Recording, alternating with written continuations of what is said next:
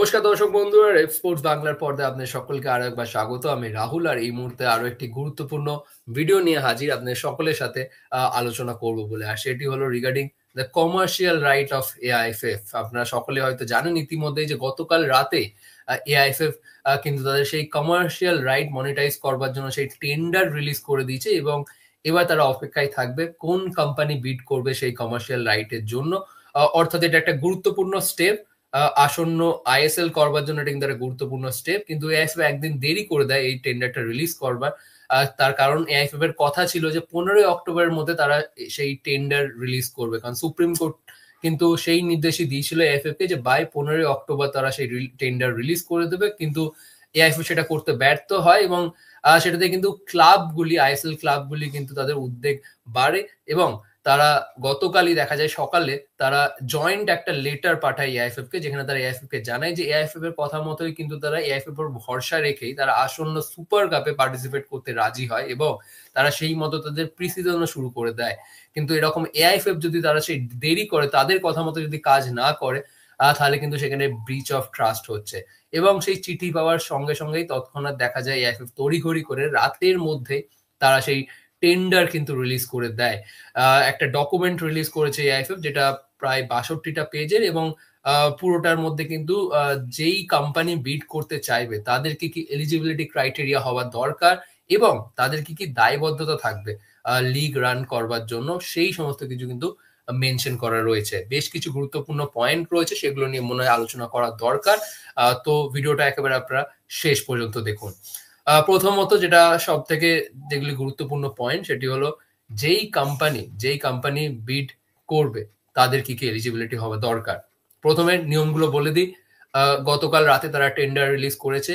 21 তারিখ অব্দি, 21শে অক্টোবর অব্দি সময়সীমা থাকবে সেই কোম্পানিগুলোর জন্য যারা এই টেন্ডার নিয়ে যদি তাদের কোনো রকম ডাউট থাকে, কোনো রকম তাদের ক্ল্যারিফিকেশনের দরকার হয় ফ্রম এআইএফএফ, তাদেরকে কিন্তু 21শে অক্টোবরের মধ্যে এআইএফএফ কে সেটা জানাতে হবে, এবং এআইএফএফ 24শে অক্টোবরের মধ্যে একটা ভিডিও কনফারেন্স করে সমস্ত কিছু আবার ডিটেলসে তারা কিন্তু বুঝিয়ে দেবে। 5ই নভেম্বর দ্য লাস্ট ডেট। যেই কোম্পানিটা ইন্টারেস্টেড থাকবে তাদেরকে কিন্তু 5ই নভেম্বরের মধ্যে এআইএফএফ কে সেই লিখিত বিড জমা দিতে হবে।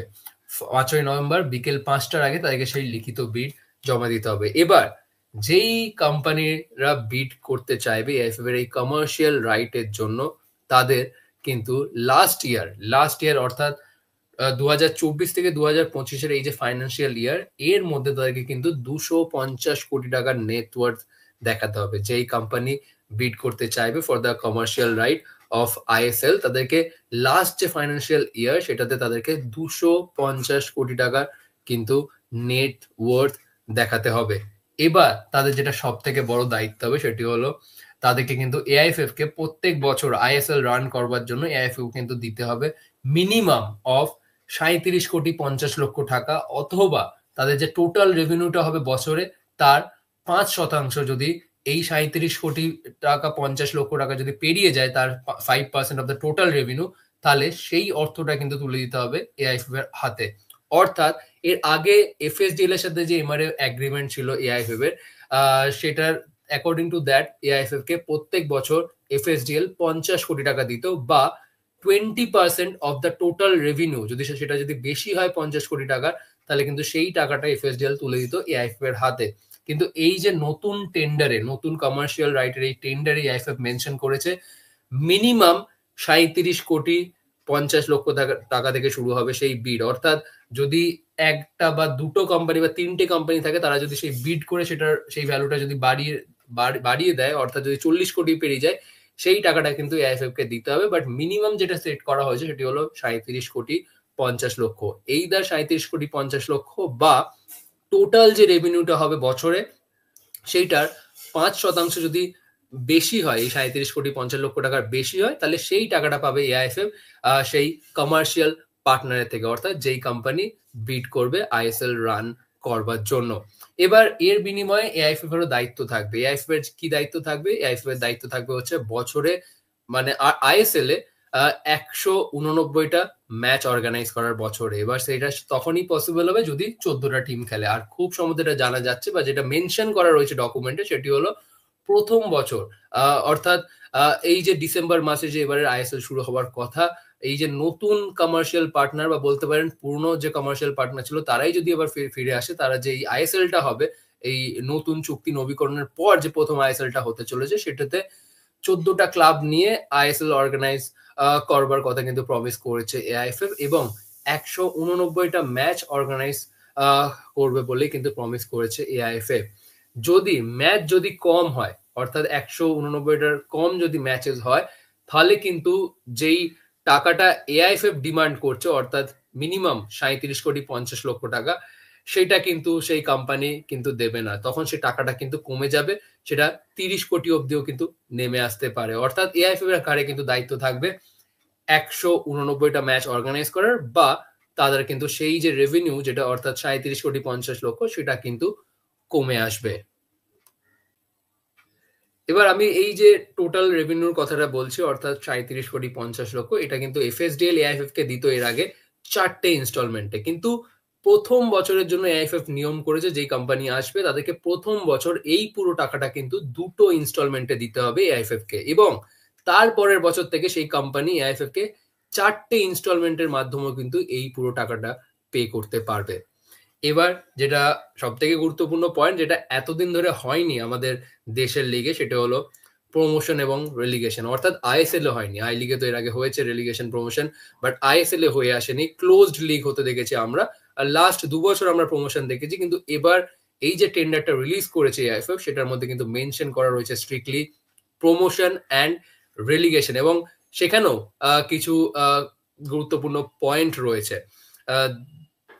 অবশ্যই নেক্সট যে আইএসএলটা হতে চলে, সেটাতে প্রমোশন রেলিগেশন থাকবে।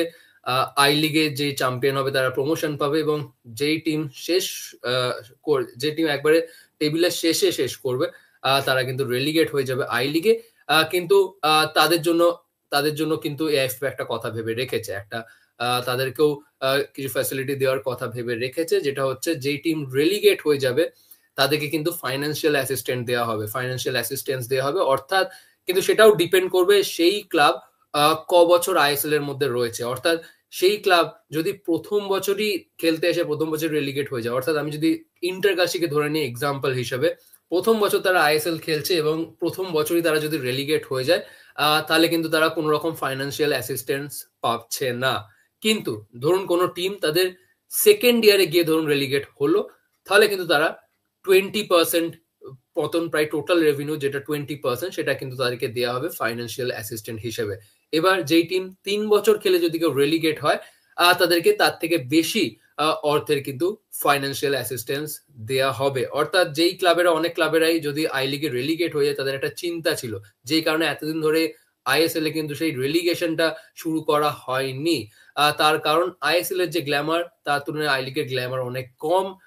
অর্থাৎ সেই চিন্তায় অনেক ক্লাবই রেলিগেশনটা কিন্তু বিরুদ্ধেই তাদের মত ছিল এতদিন ধরে। সুতরাং সেটার কথা ভেবেই আইএফএফ এই নতুন টেন্ডারে মেনশন করে দিয়েছে যে যেই টিম রেলিগেট হবে আই লিগে, তাদের জন্য কিন্তু ফাইন্যান্সিয়াল অ্যাসিস্ট্যান্স থাকবে। কিন্তু প্রথম বছরে যদি রেলিগেট হয়ে যায়, তাদের জন্য কিন্তু কোনো রকম ফাইন্যান্সিয়াল অ্যাসিস্ট্যান্স থাকছে না। এবার যেটা সব থেকে গুরুত্বপূর্ণ পয়েন্ট, সেটি হলো এর আগেও যেমন, যদিও এখনো কে ব্রডকাস্ট করবে বা কে স্ট্রিম করবে এটা এখনো ঠিক হয়নি, কিন্তু যেই কোম্পানি বিড করবে তাদের হাতেই কিন্তু তুলে দেওয়া হবে ব্রডকাস্ট এবং স্ট্রিমিং রাইট।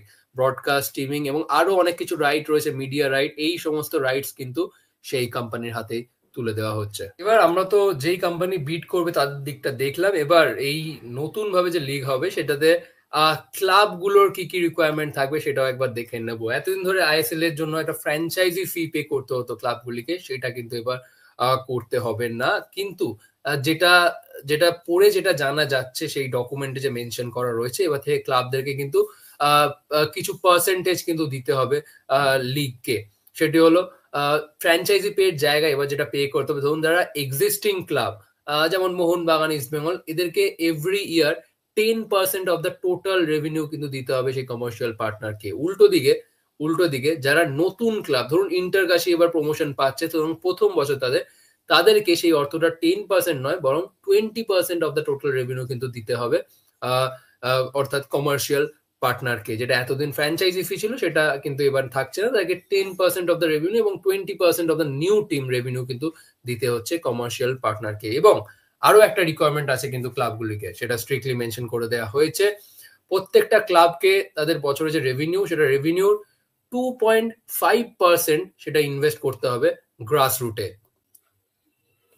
অর্থাৎ প্রথম 5 বছর তাদের রেভিনিউর 2.5% খরচা করতে হবে গ্রাসরুট ডেভেলপমেন্ট। এটা গ্রাসরুটের কথা ভেবেই আইএফএফ এটা মেনশন করেছে সেই ডকুমেন্টে। প্রথম 5 বছর হয়ে গেলে তারপরের যে 10 বছর, তারপরের 10 বছর কিন্তু সেই ক্লাবগুলিকে কিন্তু ইনভেস্ট করতে হবে 5% অফ দ্য টোটাল রেভিনিউ, সেটা বেড়ে 5%-এ দাঁড়াচ্ছে। এবং আরো একটা বলবো মিনিমাল চেঞ্জেস, খুব সম্ভবত এর আগের লিগেও কিন্তু একই ছিল, সেটি হলো স্যালারি ক্যাপ। এবার কিন্তু সেই স্যালারি ক্যাপটা কিন্তু বেঁধে দেওয়া হচ্ছে 18 কোটি টাকার মধ্যে। এর মধ্যেই কিন্তু সমস্ত ফুটবলারদের স্যালারি এবং বোনাসেস এই সমস্ত কিছু যাতে থাকে ক্লাবগুলি, সেটা কিন্তু বেঁধে দিচ্ছে আইএফএফ। 18 কোটি টাকার মধ্যেই কিন্তু salary bonuses of all the footballer যাতে থাকে। কিন্তু এইটার মধ্যে কোচেস এবং সাপোর্ট স্টাফ কিন্তু থাকছে না। সাপোর্ট স্টাফ এবং কোচেদের স্যালারি অন্যভাবে তারা পে করতেই পারে, কিন্তু প্লেয়ার স্যালারি ক্যাপ অর্থাৎ প্লেয়ার্স ওয়েজেস এই পুরোটা বোনাস সমেত এটা কিন্তু বেঁধে দেওয়া হচ্ছে 18 কোটি টাকার মধ্যে। এবং আরো একটা গুরুত্বপূর্ণ পয়েন্ট যেটা মেনশন করা রয়েছে, অর্থাৎ যেই কোম্পানি এই বিডটা জিতবে, যেই কোম্পানি হাতে আইএসএল অর্গানাইজ করবার দায়িত্ব তুলে দেওয়া হবে, সেই কোম্পানিকে কিন্তু ভিডিও রেফারেল সিস্টেম শুরু করতে হবে। এই প্রথম যে আইএসএল সিজনটা তারা করবে, সেই সিজন থেকে কিন্তু তাদেরকে ভিডিও রেফারেল সিস্টেম শুরু করে দেওয়ার কথা মেনশন করা রয়েছে কিন্তু এই ডকুমেন্টে। এআইএফও সেটা মেনশন করেছে। এই ভিডিও রেফারেল সিস্টেমটা অ্যাকচুয়ালি কি, এটা কিন্তু ভিএআর নয়, বলতে পারেন ইনিশিয়াল টাইপ অফ ভিআর। মানে অর্থাৎ অনেকগুলো লিগে বাইরে যেখানে ভিএআর অ্যাফোর্ড করতে পারে না, তারা কিন্তু এই ভিডিও রেফারেল সিস্টেম নিয়ে এসছে, যেটা হেড কোচের সামনে একটা স্ক্রিন থাকে, সেখানে তারা দেখে। আর এটা অনেক সময় যখন হেড কোচদের মনে হয় যে রেফারির সিদ্ধান্ত ভুল, তখন তারা রেফারির কাছে কিন্তু এই রিভিউ চায় সেই ডিসিশনটার, এবং রেফারি তখন স্ক্রিনে গিয়ে কিন্তু দেখে। এটা ভিআর এর থেকে একটু অ্যাকচুয়ালি আলাদা, বলতে গেলে অনেকটাই আলাদা। ভিআর এর থেকে অনেক খরচা কম এই পদ্ধতিতে। সুতরাং সেইটা যাতে শুরু করা হয়, সেই ডিমান্ডটাও কিন্তু এআইএফএফ রেখেছে এই টেন্ডারের কিন্তু এই পুরো ডকুমেন্টে। এবার এটাই দেখার নতুন যে কোম্পানি যারা আসবে বা যারা আইএসএল অর্গানাইজ করবে, তারা সেই ভিডিও রেফারেল সিস্টেমটা শুরু করে নাকি প্রথম সিজন থেকে। এবং এটাও মেনশন করা রয়েছে যে 5 বছর পরে গিয়ে, অর্থাৎ 2030 বা 31 সিজন থেকে আইএসএল এ যেন ভিএআর আনার চেষ্টা করা হয়, ভিআর আনার চেষ্টা করা হয়। আসলে কল্যাণ চবে আগেও কিন্তু তিনি প্রমিস করেছিলেন ভিআর আনার তিনি চেষ্টা করবেন। সুতরাং এখন এইটুকুনি পরিষ্কার যে নেক্সট 2-3 বছর আমরা ইন্ডিয়ান ফুটবলে ভিআর কিন্তু দেখছি না। আসলে এটার বেশ কস্টলি ভিআর। সুতরাং সেই কারণেই ডিমান্ড করা হয়েছে এফএ এর তরফ থেকে যে অ্যাটলিস্ট এখন ভিডিও রেফারেল সিস্টেম অ্যাটলিস্ট শুরু করা হোক, যেটা একটা চিপ প্রসেস অফ ভিআর। কিন্তু তারপর 5 বছর পরে গিয়ে অ্যাটলিস্ট ভিআর আনার যাতে চেষ্টা করে সেই কোম্পানি, সেটাও কিন্তু মেনশন করা রয়েছে। এইগুলোই ছিল কিন্তু গুরুত্বপূর্ণ পয়েন্ট এআইএফএফ যে টেন্ডার রিলিজ করেছে। যেই কোম্পানি বিড করবে তাদের হাতে নেক্সট 15 বছরের জন্য দায়িত্ব তুলে দেওয়া হবে। বলতে গেলে খুবই একটা গুরুত্বপূর্ণ স্টেপ ইন ইন্ডিয়ান ফুটবল। অর্থাৎ এটা অ্যাকচুয়ালি বলতেও খারাপ লাগে, আসলে যেটা প্রায় বলতে গেলে 1 বছর আগে করা উচিত ছিল এআইএফএফ, সেটা কিন্তু একেবারে 1 বছর পরে গিয়ে হচ্ছে। অর্থাৎ এখন এই মুহূর্তে আমরা আগের বছর আমরা যদি যাই, আইএসএল অলরেডি শুরু হয়ে 3-4টে ম্যাচ বা আরো বেশি ম্যাচ হয়ে গেছে অলরেডি। বাট এবার যেহেতু প্রথম থেকে একটা আনসার্টেনিটি, অনেকটা দেরি করে দিয়েছে এআইএফএফ সেই টেন্ডার রিলিজ করতে বা তাদের সেই এমআরএ এগ্রিমেন্ট রিনিউ করাতে অনেক দেরি করে দিয়েছে। সুতরাং এবার অনেকটা দেরি করে আইএসএল শুরু হবে। কিন্তু আপাতত কথা দিচ্ছে এআইএফএফ নতুন কোম্পানি যারা বিড করবে তাদের সাথে সমস্ত কিছু ফাইনালাইজ হয়ে গেলে ডিসেম্বর থেকে তারা আইএসএল শুরু করে দেওয়ার পরিকল্পনা রয়েছে। এবার এটা দেখার যে ডিসেম্বরের মধ্যে থেকে তারা শুরু করতে পারে নাকি আইএসএল, নাকি সেটা দেরি হয়ে আরো দেরি হয়ে পরের বছর হয়ে যায়। কিন্তু এটা কিন্তু মাথায় রাখতে হবে, এআইএফএফ কিন্তু মেনশন করে দিয়েছে ডকুমেন্টে যে রাউন্ড রবিন ফরম্যাটের লিগ হবে, ডাবল রাউন্ড রবিন ফরম্যাট। অর্থাৎ 14টা টিম যদি খেলে এবং ডাবল রাউন্ড রবিন ফরম্যাট যদি হয়, এবং এটাও তারা স্ট্রিক্টলি মেনশন করে দিয়েছে লাইক লাস্ট ইয়ার, এবছরও কিন্তু টপ 6 কিন্তু প্লে অফ খেলবে। অর্থাৎ লিগের নিয়ম প্রায় সেম, কিন্তু একটা টিম বাড়াতে নাম্বার অফ ম্যাচেসও কিন্তু বেড়ে গেছে। সুতরাং আগের বছর যেখানে লিগ শুরু হয়েছিল প্রায় কখন অ্যারাউন্ড সেপ্টেম্বর লিগ শুরু হয়েছিল, সেখানে এবার যদি লিগ ডিসেম্বরে শুরু হয় বা জানুয়ারিতে শুরু হয় এবং ডাবল রাউন্ড রবিন ফরম্যাটে হয়, সেখানে ম্যাচের সংখ্যাও কিন্তু অনেকটা বেড়ে যাচ্ছে। সুতরাং কিভাবে এআইএফএ বা নতুন কমার্শিয়াল পার্টনার সেই লিগ ফিফা ওয়ার্ল্ড কাপ অর্থাৎ জুন মাসের আগে শেষ করবে, সেটাই কিন্তু দেখার বিষয় হবে। আপনাদের কি মতামত এই টেন্ডারের এই গুরুত্বপূর্ণ পয়েন্টগুলো নিয়ে একেবারে জানাতে ভুলবেন না কমেন্ট সেকশনে। ভিডিওটি এখানেই শেষ করছি। আবার আপনাদের সকলের সাথে দেখা হচ্ছে পরবর্তী ভিডিওতে।